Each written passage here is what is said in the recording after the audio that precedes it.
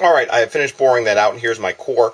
You can see we got pretty much 3/4 inch, and it's got a wood center with constructed glass on the outside. I wasn't really sure how thick the walls were, but they look pretty beefy. So with a wall this thick now that I've got a good idea, I can use some screws if I actually wanted to put anything in there.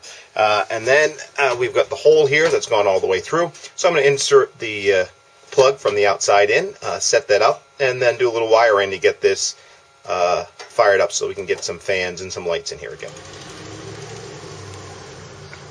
Alright, we got the hole all the way through here. We pulled together our wire here. This is actually a 14-3. It's an oil resistant cable, so it's a lot more resilient than your standard inside cable. And then we're just going to wire it up. This is pretty simple. We got a green, we got a black, and we got a white. We got the 3 colors there. Of course, that's ground, neutral, and hot. Just follow the colors on this. Screw in the pins.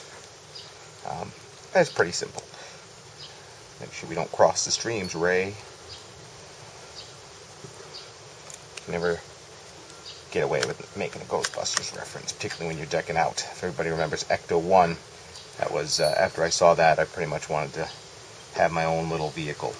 So, kind of screwed myself into a corner here, just with the wires. I got the wires really sort of tight threaded right now, and that's because inside there's a waterproof housing, and it's also an insulator.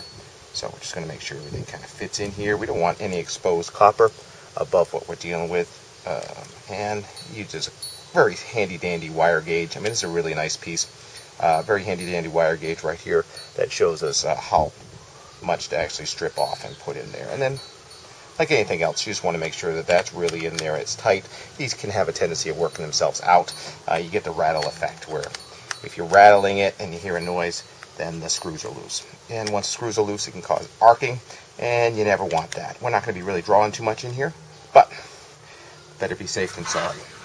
Once that's there, thing slides in. We're going to throw some screws in it, and then there you can see that's going to pretty much be the outside. It's going to have a nice waterproof cap, and when we're driving down the road, it's going to look nice and neat. Alright, well, once we get it all wired up, we're going to get the fans going, and we'll see more from there. Alright, here we can see we got the plug coming through. I've got the waterproof cap on the outside. That's pretty secure.